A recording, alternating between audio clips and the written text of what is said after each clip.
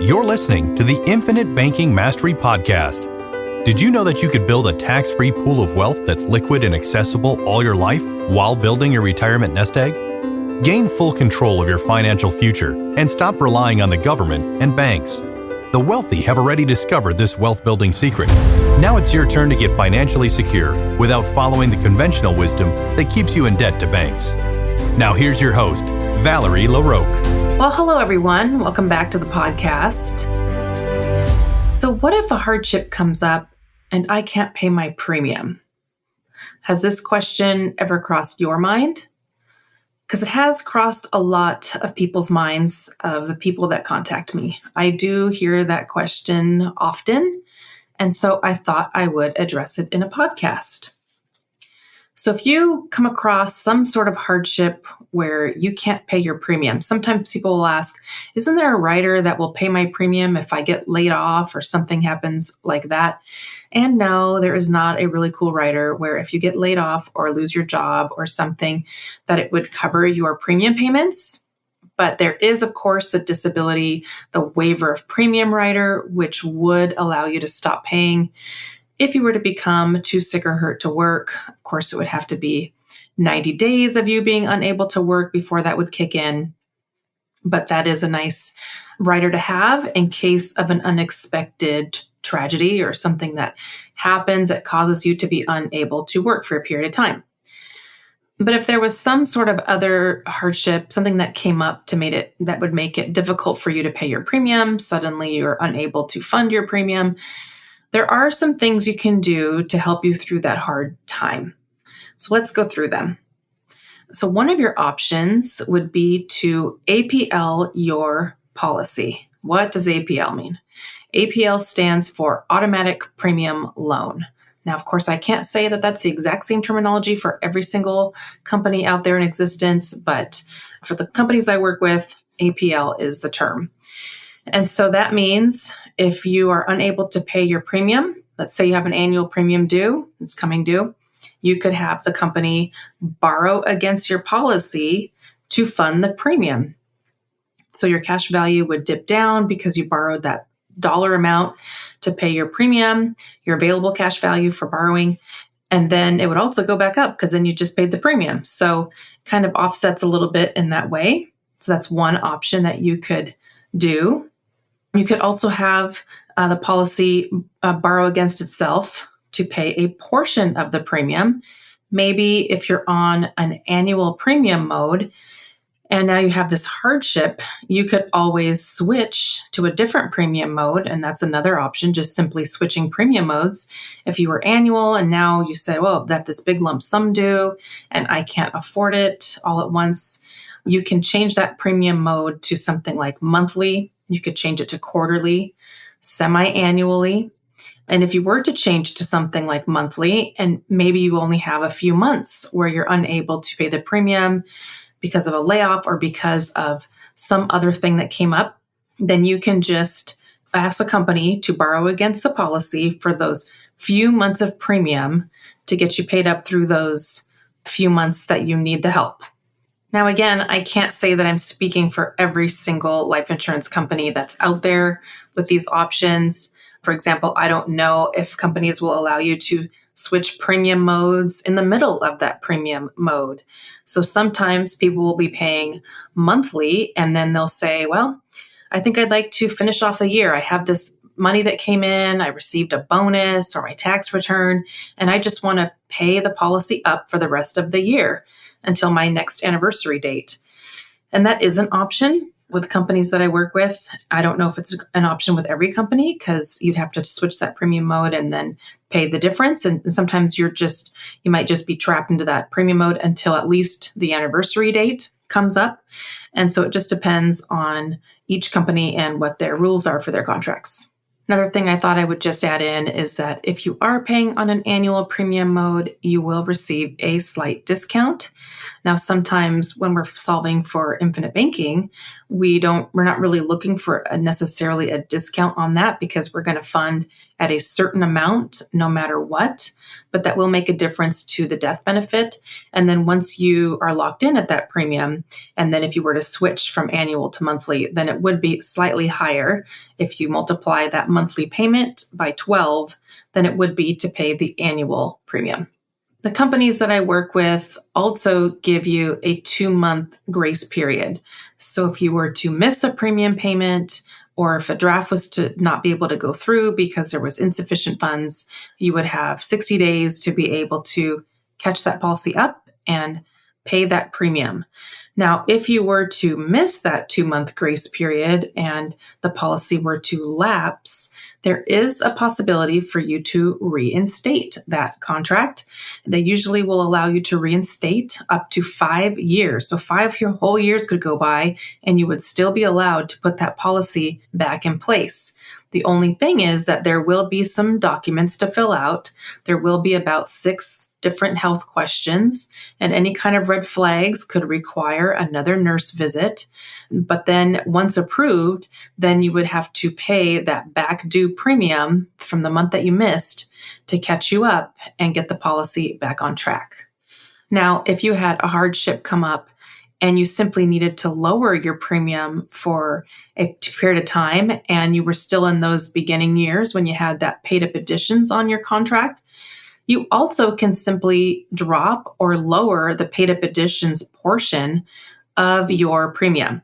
So with the companies that I work with, you can say you have a $6,000 annual paid up additions premium. You could fund any amount of that from $0 to $6,000. And they'll even allow you to pay more than $6,000, but then you got to watch that MEC line for taxability. You can pay any amount from $0 to $6,000 in that year, and your base premium and your paid up additions premium can be billed separately and paid separately in 2 different premium modes. So you might be monthly on your base premium, and then you might have an annual paid up additions premium that you can pay any amount of in that year. And you have the whole year to fund that paid up additions premium. So if you're having a hardship and you've been paying annually or even monthly, you could have that premium drop down to just the base premium only. Again, at least with the companies I work with. And then you would lower your premium very easily that way. And there's nothing wrong with it. And it's just fine. And you have the whole rest of the whole year up until your next anniversary date to catch your premium back up to the total that you started with, or including your paid up additions, that is. Now, with one of the primary products that I work with, you can skip actually 4 out of every 5 years of paid up additions payments and still be able to fund the full paid up additions premium in year 5.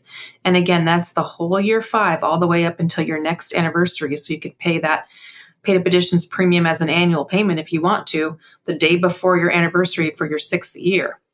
However, you're able to skip those 4 out of 5 payments, but it is best if you can to fund as much as you're able to, even if that means you have to fund the paid up additions and then take it back out, borrow it right back out for something that you need to do or need to fund. Now, I will also say that in this scenario where you have this flexibility, it is always best to be able to fund the first year with your full intended amount. So if we're working together and we come up with an amount that you're comfortable with funding your policy, I'm going to suggest and advise that you fund that full amount for that year. Even if you fund that paid up additions in chunks throughout the year and not necessarily monthly or all at once in the beginning as an annual payment, the goal is still to hit that total because that really sets your MEC ceiling for the policy. So I would want you to be able to hit your intended amount, the amount that you said you wanted to do and fund for year 1. I would want you to be able to have funded that full amount by the end of year 1.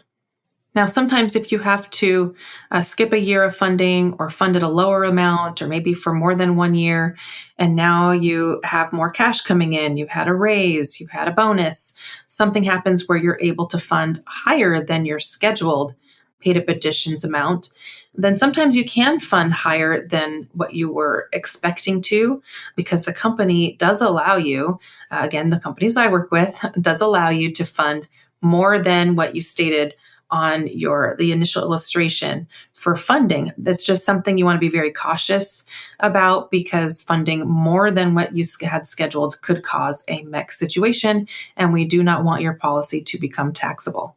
So I'm just putting it out there that if you were to miss some paid up additions years, that it is possible that we could look into funding some additional funds in a future year to help kind of catch up for some of those missed years of paid up additions. But it is something that I would want to be on top of, checking in with the company and making sure it's not going to cause a MEC.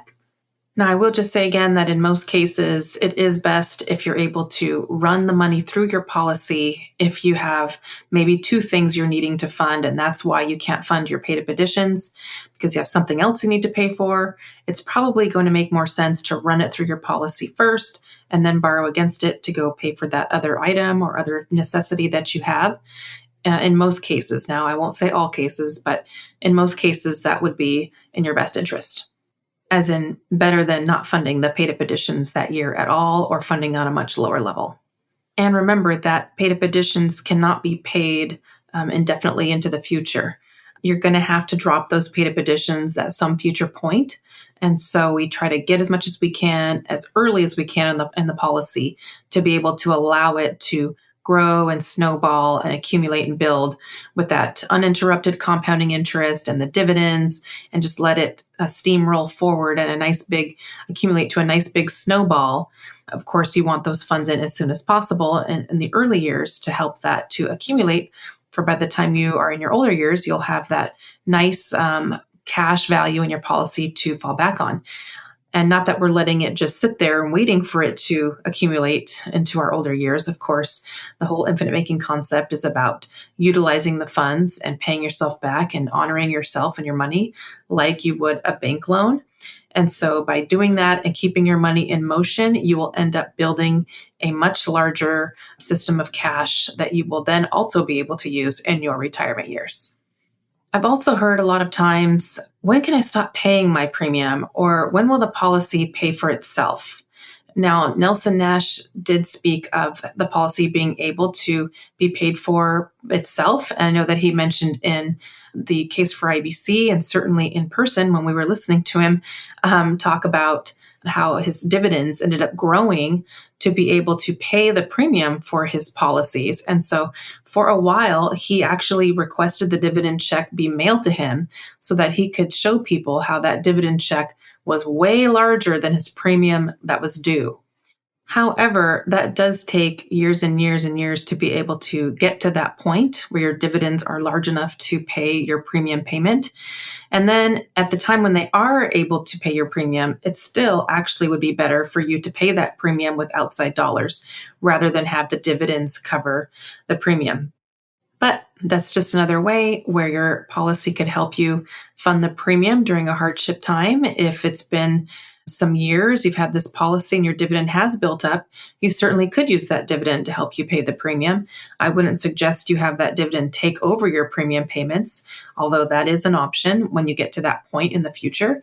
But it is an option if you are having a hardship and your dividend is able to help lower that premium payment so that you're able to afford it. Now, Nelson said that it is better for the dividend to go back into the policy because that's just going to grow your policy and your cash value and all of that, your death benefit, some more. So it's best to just have it cycle right back into the policy. Another thing to consider is that sometimes it might help you just to simply borrow funds that are in your policy to pay off some debts or something that is causing you to not be able to fund your premium. Then you can pay off those other things, and now you are in control of that payment, or you can lower that payment. Maybe you paid off some credit cards and you're able to move those credit card payments that you were already making to your policy to cycle that money back into your policy. Or you can lower that if it's too high, so you can pay a lower amount and then also be able to fund your premium. So there are a lot of things that you can do and different tweaks and different options if there was a hardship. It may not be as flexible as a universal life policy, but it's also not as dangerous in the future years as a universal life policy with its potential to lapse. Universal life policies do have very flexible premiums, but they also do have a lot of risk in the future with that increasing costs inside of them. So there you have it. Different ways to help you if you get into a jam and can't fund your premium. I do hope this was helpful, of course. And if you think that I can help you further and you would like to work together, please reach out at valerie@alphaomegawealth.com. Thanks so much for listening. Have a great week.